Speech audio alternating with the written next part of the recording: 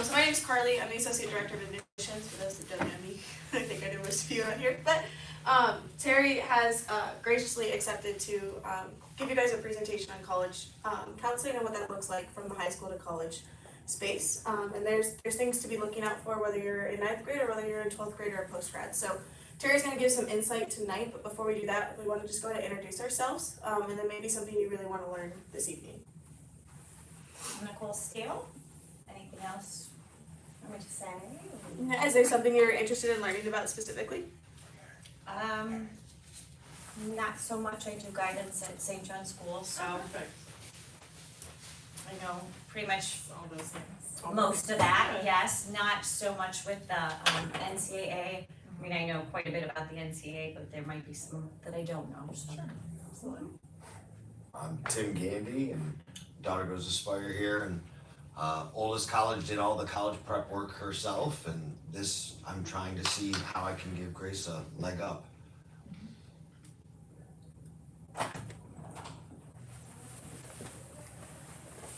I'm the second Tim, although I was here first.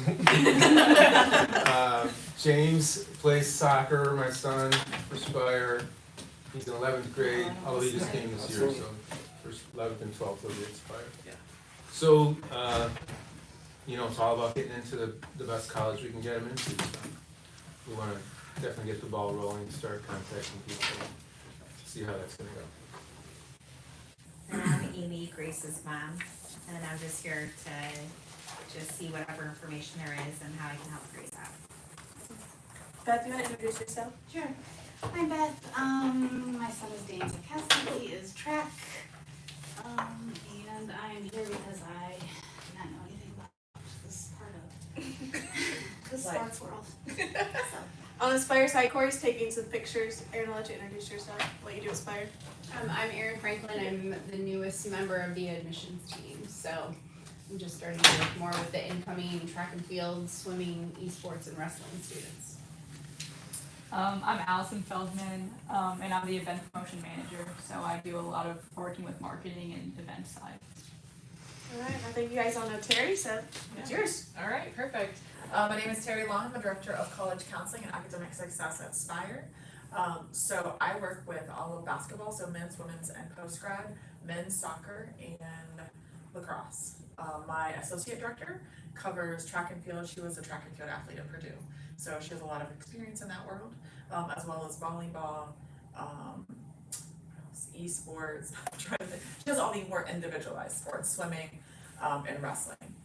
So that's kind of how we broke our sections down. So I'm going to talk a little bit about tonight, what to look through. What's our goals going forward by grades. The goal ultimately is to guide your students. I'm a big fan and advocate of, come ask for help. I'll be happy to help you. But sometimes I can't always chase all of you. There's a lot. So, all right.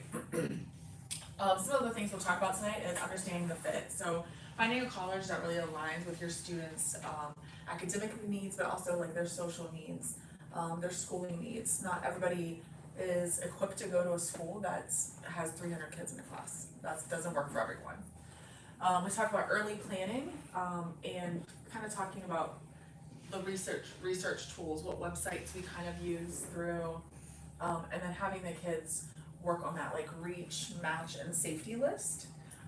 So those are important, kind of a good guideline, a good guardrail for them to start with. And then what we can offer as well to our families, what support they need, what kind of help they're looking for, is always helpful to know for us. Factors that affect your college acceptance. Obviously we know academics is right up there. Instantly when a college coach is interested, they're going to ask for the transcript first thing. They would make sure your student is eligible, they've taken the classes that they need to take to get to where they are, to their goals. They're going to look at GPA, course difficulty, AP honors classes, dual enrollment type of classes, and overall performance, the trajectory of that performance, right? We don't want to see the downward trend, we want to look looking for the upward trend in your students' grades. Standardized test scores, about 70% of schools are still test optional. But there are a lot of schools who are more in the strong academics and Ivy League that are saying, actually, we would like your test score now. So we're moving back in that direction. We kind of during COVID, and now it's coming back to us. So having that a strong ACT or SAT score can kind of enhance that application, even if it's not a requirement. Extracurricular activities. This is something I think students at SPIRE have a lot of great build-ins with us, like where we have a swim meet, we're like, hey, we need timers. We're having a wrestling event or wheelchair basketball, we need help. So there's a lot of opportunities for kids to volunteer, and those are great resume builders. But also sometimes I've had students write their college essay on their volunteer experience because it was so impactful to them. So those are really good experiences that they can get in, and if the school year is too busy, summer is a great opportunity as well. That personal statement and essay, that is that senior year kind of college essay. Colleges are really looking for what stands out about your student, what's different. I really discourage kids, although sports injuries occur, it's a really common theme in college essays. So I really encourage them to like, what's different, what's different about you, what have you done? What have you, maybe you volunteered at an animal shelter and you got to walk dogs and somebody new adopted that dog, like different things like that kind of to make that full circle. And then of course our letters of recommendation. Letters of recommendation, I always tell the kids right when they come to see me that first month of senior year, you have to start asking for letters of recommendation. No one wants to give you a letter of recommendation with 1 day notice or 2 days notice, right? So they're kind of and think about who, what you're looking for in a recommender. If it's a coach, if it's a clergy member of some sort, if it's a previous counselor. I always tell the kids, the colleges are really, many colleges, if they're selective, are really relying heavily on those letters of recommendation to see if you're a great fit for their institution. For our 9th graders, a lot of times we start by mapping out like their 4-year plan. So if a student comes to me now, most of my kids, and they can change their mind many times, say, oh, I wanna be in finance, I wanna be a stockbroker, right? I wanna do all this. So we know they probably wanna do some math classes, heavier math classes as we go with that 4-year plan. So those type of things, and we reevaluate that stuff every year. Creating a free NCAA account, so every student will need an NCAA account with an NCAA number. That account is free, and then we upgrade that later as we get to 11th and 12th grade, and we'll talk about that.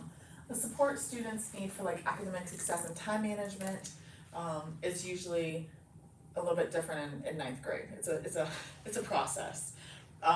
So and learning to juggle to juggle all of your time. Kind of selecting those, we'll talk about selecting coursework and then creating a college board account so they can start having exposure to the PSAT and SAT practice, so they can start working on those type of things. That's really our 9th grade goals. For 10th grade, we revisit that 4-year plan. Maybe they change their mind, they want to be a veterinarian. So now we're gonna focus on doing math and science for some of the electives. Take the SAT, PSAT if it's offered at your school, and you can start taking the ACT as well. I know here in Ohio, I have Ohio children as well, and ACT is what's offered in public school. We as a private school only offer the SAT, but you're welcome to have your student take that outside of our facility as well. Seeking out volunteer opportunities and begin working on that recruitment. So we encourage our kids in 10th grade to work on those recruitment forms. So almost all schools have recruitment forms. You look it up, let's say higher college recruitment, and it's gonna give you this form to fill out. And the recruitment form provides the college with your information, kind of get you on their mailing list for any of their upcoming camps. There's often a time or space where you put in your highlight videos, any of those kind of things, and those often generate some emails back and forth between students. And those are all free. They're just time consuming. And so that's just something that the kids, I frequently remind them beginning to research different colleges and universities, kind of like what are they looking for, what are their goals. This is a great opportunity for, like, if you go on a summer vacation, if you go to Orlando, take a college visit, walk through a campus. It's a great opportunity to get some exposure. Some kids are really looking for that traditional college campus, others really like a city, right? So a Kent State versus a Cleveland State is a very different atmosphere. So kind of finding what your student likes. In 11th grade, we revisit our 4-year plan, make adjustments if needed, and start preparing for that ACT. The SAT is offered on our campus for 11th graders. Your students have, if your 11th graders have already taken the PSAT, and that's usually offered in October, November, and then they'll take the SAT, they'll have an opportunity to take the SAT in the spring, which is usually around March, right before spring break or around spring break. So we upgrade the NCAA account at that time if there is starting to become some interest from colleges at the Division 1 or 2 level. So a paid account for the NCAA is $100, and if you're international, it's $160. So again, why do you need an NCAA number? Your transcripts are attached to that, and that is ultimately what the coaches are looking for, and you cannot attend a college visit without a paid account. So if your child has been, go ahead. Did you say they've already done this in class for the? They've created a free profile. Almost all my kids, if they were there that first week, they have created a free profile. Okay. So now, this is always like, do you know what email I signed in with? No, I don't. Right. So like, let's try some emails, right? But upgrading to paid account, you would suggest. Yeah, so you can upgrade, and then that account is called the amateurism and academic. Amateurism is just making sure your child isn't paid to play professionally somewhere. Somebody's paid for something that's a big no-no for the NCAA. So, but those kind of things. So your student likely has already created that account.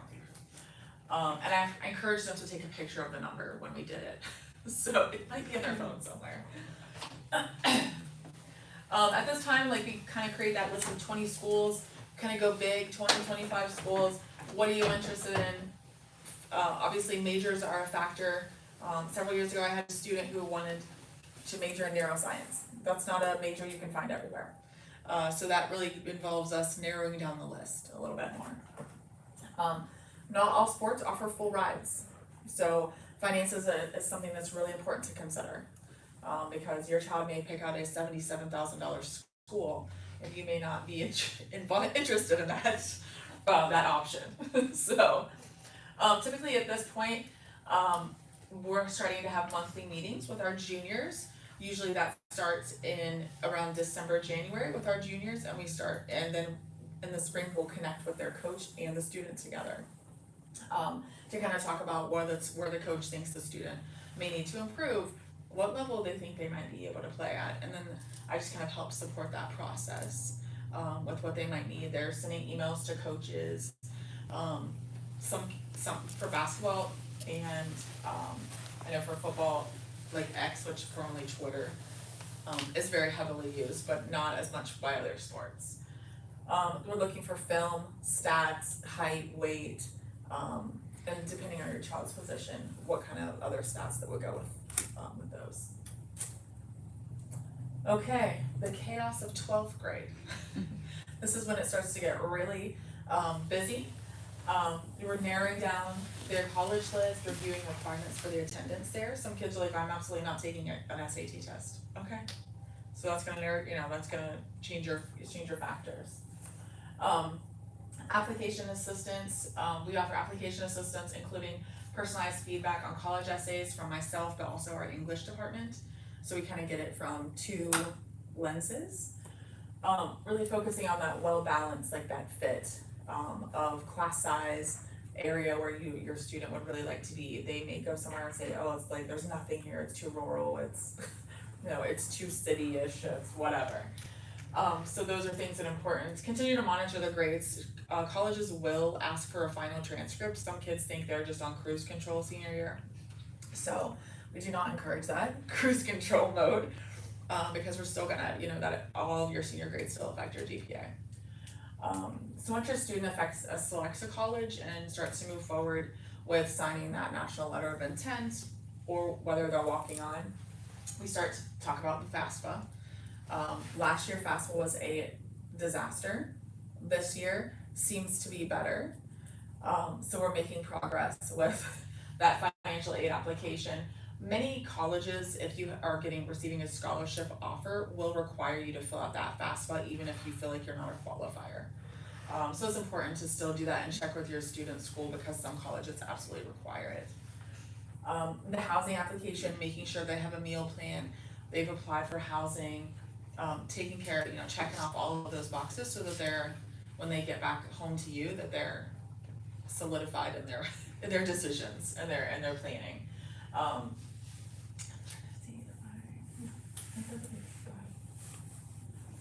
All right, so balancing the college search and with college sports.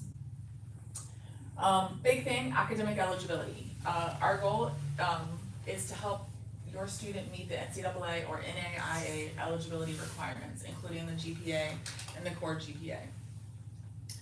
There are two different GPAs. So your high school student is gonna have a high school, cumulative GPA. The NCAA does not use that GPA. The NCAA only uses English, math, science, history, and foreign language to create a GPA. So they're separate GPAs. And the students I have explained this to the students as well. So they're aware we have had these conversations. So we talk about the difference in those two things and how important that is. In order to be a qualifier for the NCAA, you need to have a 2.2 for Division II and a 2.3 for Division I. The NAIA has a little bit more lenient guidelines, and they have a 2.0 requirement.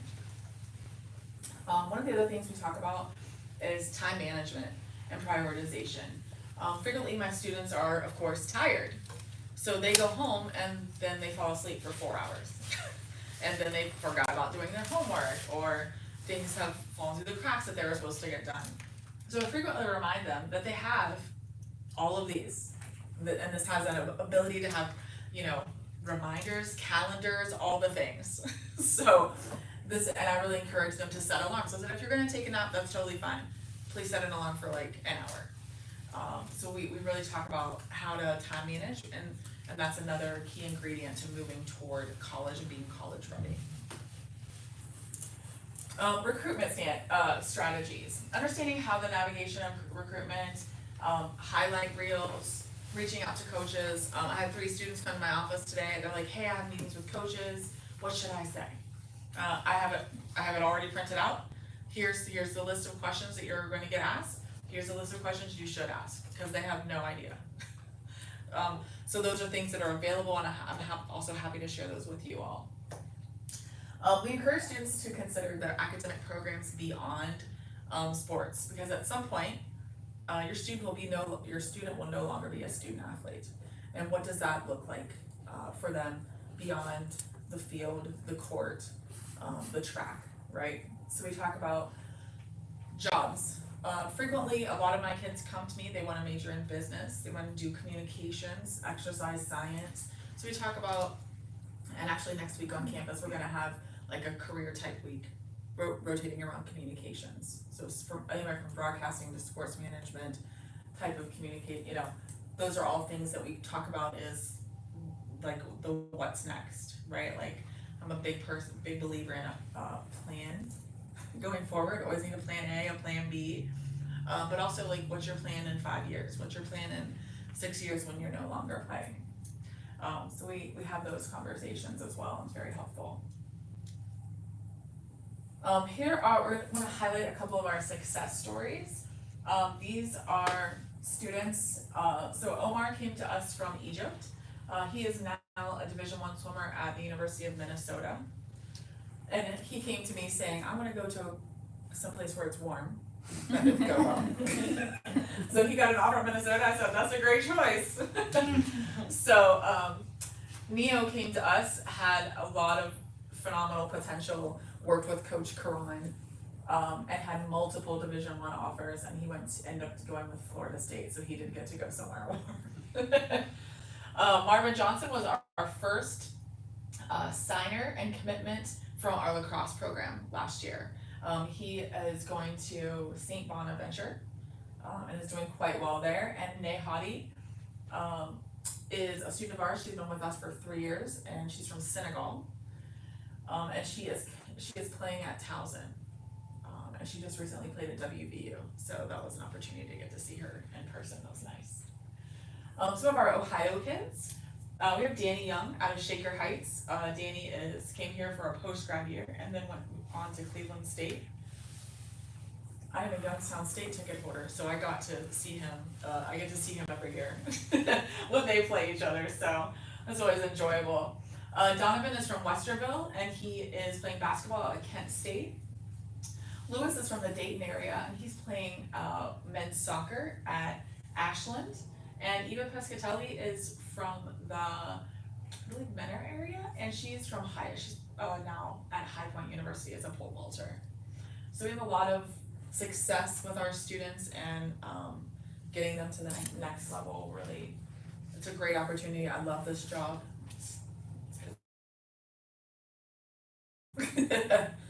Terry, before we jump into questions, can you go over what's in their folders? Absolutely. Do we have a folder for me to? Yeah. I know. Wait, I don't know what's in there. What order it's in. Okay, we'll start with this. This is the first thing, and it's a QR code. It's gonna have all of the resources from our website. Our marketing team has worked really hard to create this. With my help, I did a lot of this stuff this summer. So that's like a easy resource. There are some different college planning guides for each grade, and there are different things by grade level that would be helpful. This is our school profile. So it's gonna talk to you a little bit about like achievements, where we have like accreditations and memberships from, our average class sizes, foreign languages, student-teacher ratio, how many international versus how many US students we have, and our college matriculation list from the last couple years. And this is our full matriculation list since SPIRE has been a thing. So you have all those things, all that paperwork. If there's something specific that you're looking for that I can provide to you, my business card is in here. Carly's business card is also in here, and I'm happy to either say, hey, I really need help, I wanna know how to send emails to coaches, like what should that look like? Email me, I'll be happy to help, and I always tell the kids, please email me before you send it, because you don't want something crazy going out. And then I've had a student who had a 2-page email, also way too long. I'm like, that will not work. I was like, this is not a biography. So things like that. I always encourage, I was like, please let me see it before you send it.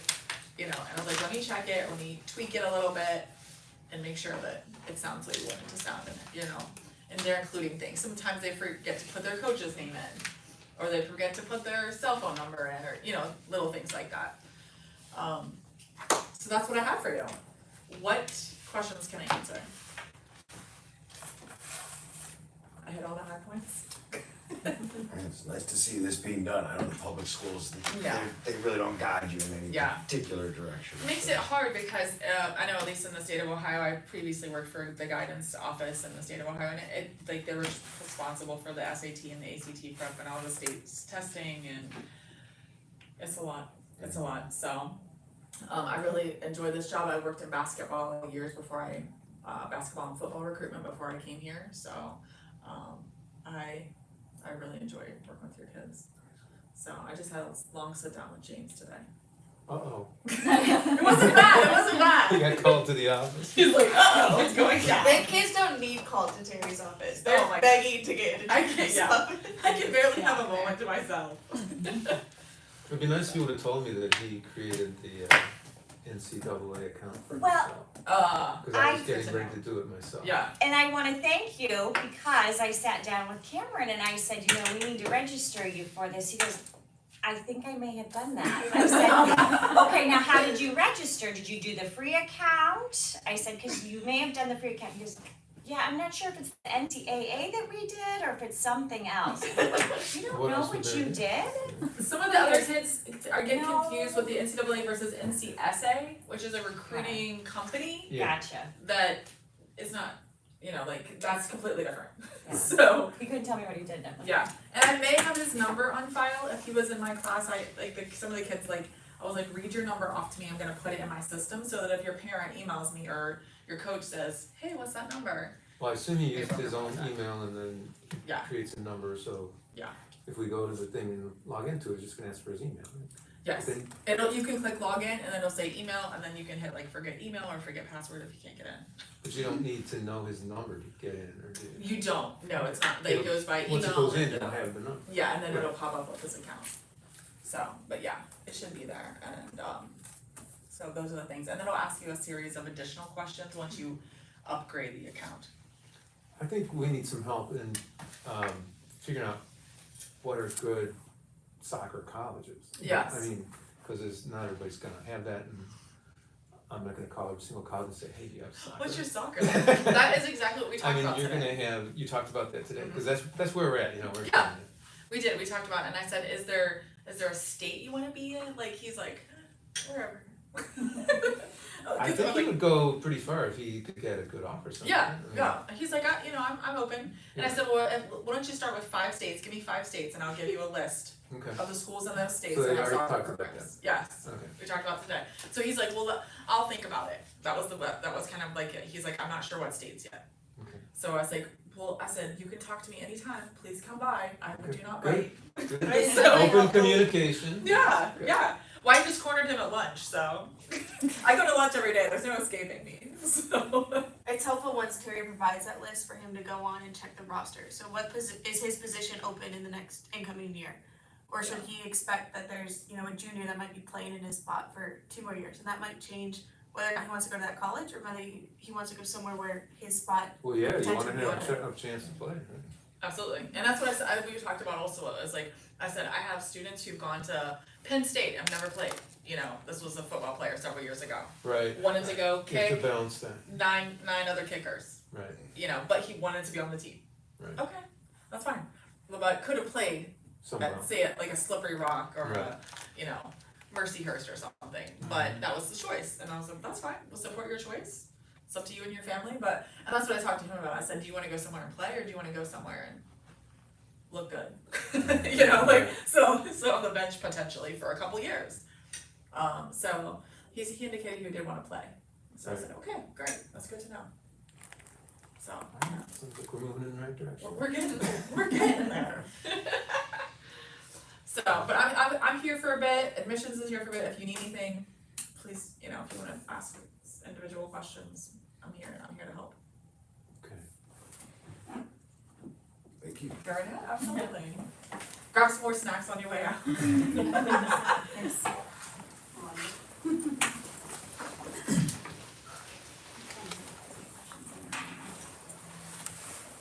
So should we